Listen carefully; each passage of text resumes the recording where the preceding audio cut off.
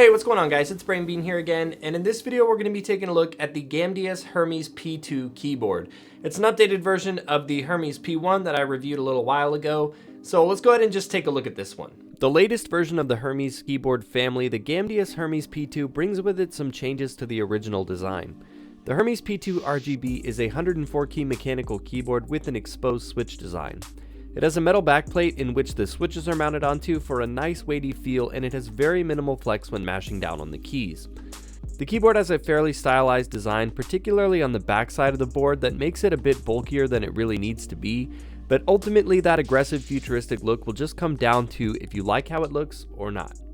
The P2 has an attached plastic wrist rest that cannot be removed, and unfortunately for me, the wrist rest was just far too short to actually be useful, as my long fingers resulted in my wrists spending all of their time on the desk. I suppose if you have smaller hands, this might not be an issue for you, but not being able to remove the wrist rest for something else was also a bit of a bummer for me. As the name implies, the Hermes P2 is an RGB keyboard. The keyboard uses Gamdias certified switches that use their own LED design, and while these LEDs look rather small, they do a good job of fully illuminating the keycaps. The switches themselves aren't transparent, but there's still a little light flooding under the keys for a more ambient effect that actually looks pretty nice on this board.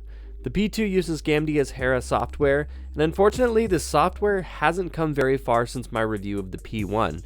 In the software, you can set up to 6 profiles which can be stored on the keyboard's memory, which is a good thing because in my experience the software crashes more than it actually works. This was incredibly frustrating, as I would have had to have launched the software 5 or 6 times before I could actually make changes to my profiles, before ultimately just crashing out again.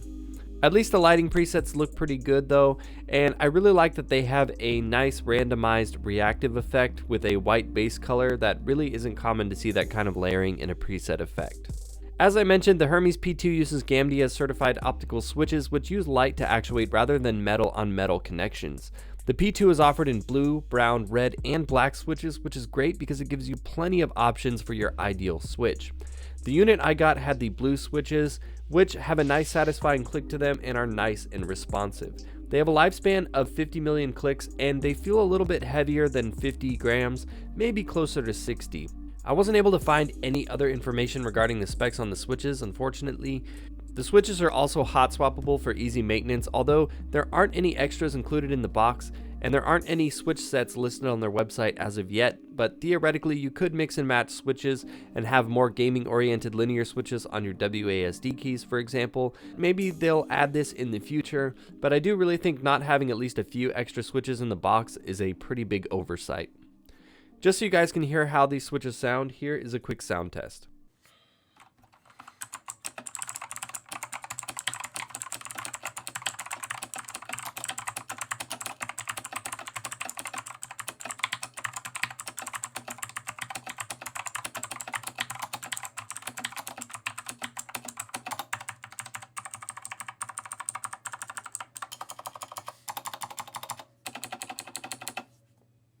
The keycaps on the Hermes P2 are made of ABS plastic, and they do have a nice smooth texture.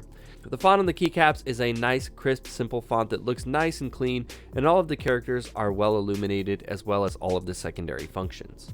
In terms of extras, the P2 has the attached wrist rest that we talked about earlier, and does have a dedicated volume scroll wheel, but all of the other media functions must be done with the function key. This is an interesting choice, but I don't know really how much I'll fault them, as for me personally, I use the volume wheel by far more than any of the other media keys. The keyboard also has 6 or N key rollover, 1000Hz polling rate, a Windows lock mode for gaming, and it does come with a keycap and switch puller. As for some more basic details, the LED indicators consist of bright blue LEDs, and the underside of the keyboard has 5 rubberized pads and 2 rubberized extendable legs to keep the keyboard in place during use. The cable on the P2 is nicely braided, and it does feel like it's going to hold up pretty well over time. Overall, the P2 is a step up from the original Hermes P1 that I reviewed last year, but for the current price of $129.99 on Amazon, I find it a bit too lackluster to command that price. The switches give a great typing experience that are nice and responsive, and the board itself feels pretty solid, but the tiny wrist rest and the unusable software make it very hard for me to recommend this board. If you have small hands and if they get the software issues fixed, then it might be worth considering, but to be honest with you guys, I think you can probably find something better for your hard-earned cash at this price.